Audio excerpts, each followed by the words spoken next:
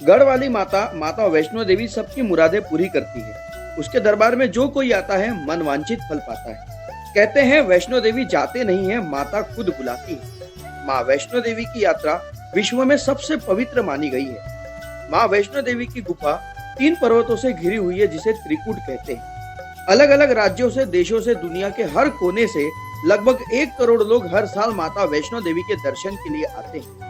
दोस्तों, आज हम इस वीडियो में बात करेंगे माता वैष्णो देवी की यात्रा की। अगर आपको भी माता का बुलावा आया है और आप यात्रा से जुड़ी जानकारी चाहते हैं तो यह वीडियो पूरा देखिए। इसमें हमने आपको A to Z सारी जानकारी दी है। इसे देखने के बाद आपको अपनी यात्रा प्लान करने में कोई कठिनाई नहीं आएगी। कटरा में समुद्र तल से 5200 फीट ऊंचाई पर स्थित माता का भवन साल के 12 महीने 24 घंटे दर्शन के लिए खुला रहता है। कटरा से 14 किलोमीटर की चढ़ाई करने के बाद आपको माता के दर्शन प्राप्त होते हैं। यहाँ पर मई, जून और फेस्टिवल के टाइम पर अच्छे खासे मात्रा में लोग रहते हैं, तो आप उसके अकॉर्डिंग अपनी यात्रा प्लान कर सकते हैं। तो दोस्तों, सबसे पहले जानते हैं जहाँ माता का भवन है वहां तक कैसे पहुंचा जाए। हमने जर्नी का सेंटर पॉइंट दिल्ली मानकर जर्नी की सारी इंफॉर्मेशन आपको दी है। Delhi to Katra overnight journey है जो लगभग 650 किलोमीटर की है। सबसे अच्छा और सबसे सस्ता ऑप्शन रहेगा ट्रेन की जर्नी, जिसमें आप 12 से 14 घंटे की जर्नी करके आराम से माँ वैष्णो देवी की यात्रा के लिए पहुंच सकते हैं। मेरी राय के अनुसार आप ट्रेन की टिकट पहले ही बुक कर ले, वरना लास्ट में यहाँ पर समय पर ट्रेन की टिकट मिलना मुश्किल हो जाता है। दोस्तों, कई बार तो कटरा की ट्रेन टिकट नहीं मिलती। उस केस में आपको जम्मू ट्रेन टिकट अवेलेबल है तो आप जम्मू तक ट्रेन टिकट बुक कर ले। उसके बाद जम्मू से कटरा आने वाली कोई भी ट्रेन या बस लेकर आप कटरा पहुंच सकते हैं। यह यात्रा सिर्फ 1 से 2 घंटे की होती है। दोस्तों, कटरा पहुंचने के लिए दूसरा ऑप्शन बस का दिल्ली टू कटरा बहुत सारी बसेस चलती है। इसका किराया 1200 से 1500 तक का होता है। बस से कटरा पहुंचने के लिए आपको 12 से 15 घंटे लग जाएंगे। दोस्तों, तीसरा ऑप्शन है फ्लाइट का। अगर आप फ्लाइट के थ्रू अपनी जर्नी प्लान कर रहे हैं तो कटरा का नियरेस्ट एयरपोर्ट जम्मू है, जो कि कटरा से 50 किलोमीटर की दूरी पर है।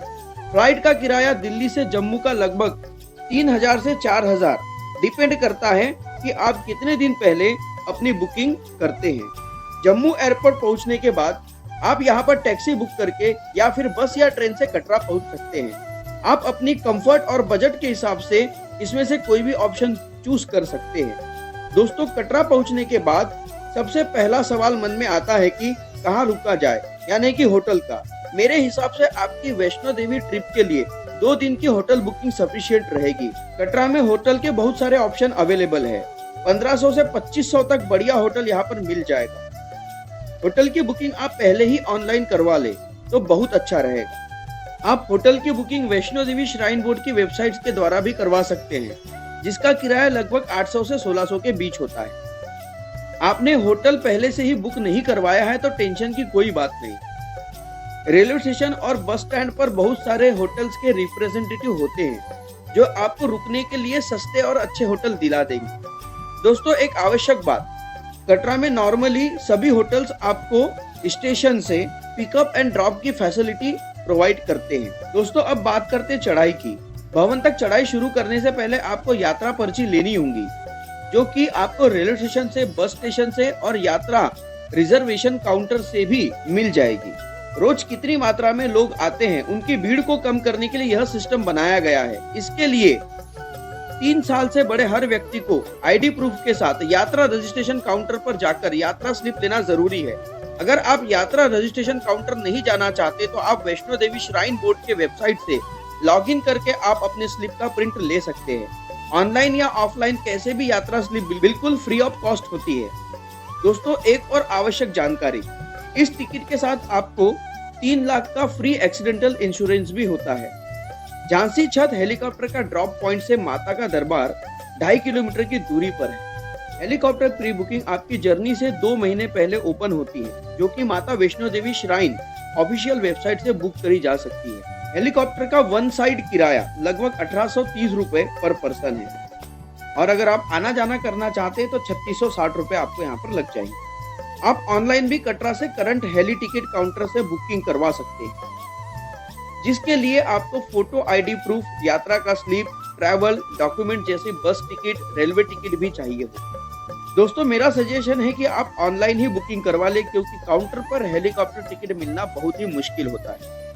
माता वैष्णो देवी के दर्शन के लिए जाने के लिए दूसरा ऑप्शन खच्चर है। आप चाहे तो पूरी चढ़ाई खच्चर से कर सकते हैं, जिसका चार्ज लगभग 800 से 900 रुपए पर पर्सन रहेगा। या फिर अर्धकुमारी तक जा सकते हैं, यानी कि आधी यात्रा तक। यहाँ तक खच्चर का चार्ज 400 से 450 रहेगा और आगे बैटरी कार ले सकते हैं। अगर आप थोड़े डाउटफुल हैं कि यात्रा की चढ़ाई करने में आपको मुश्किल होगी, तो आप यात्रा शुरू करने से पहले चेक पोस्ट के पास खच्चर की सवारी बुक कर सकते हैं। थोड़ी दूर चढ़ाई करने के बाद खच्चर बुक करना आपके लिए मुश्किल होगा। आपके पास बुजुर्ग या बच्चे हैं जो खच्चर की सवारी पर कंफर्टेबल नहीं है, तो आप उनके लिए पालकी बुक कर सकते हैं, जो कि उनके लिए भवन तक कंफर्टेबल पहुंचा देंगे। दोस्तों अर्धकुमारी से भवन जाने के लिए आपको बैटरी कार का भी ऑप्शन मिल जाएगा, जिसका किराया लगभग 350 रुपए पर पर्सन होगा। बैटरी कार में जाने के लिए स्पेशल बुजुर्गों को, दिव्यांगों को और बीमार व्यक्तियों को प्रायोरिटी मिलती है। भवन तक पहुंचने के बाद आपको अपना सामान लॉकर में रखना होगा। लॉकर फैसिलिटी बिल्कुल फ्री ऑफ कॉस्ट है।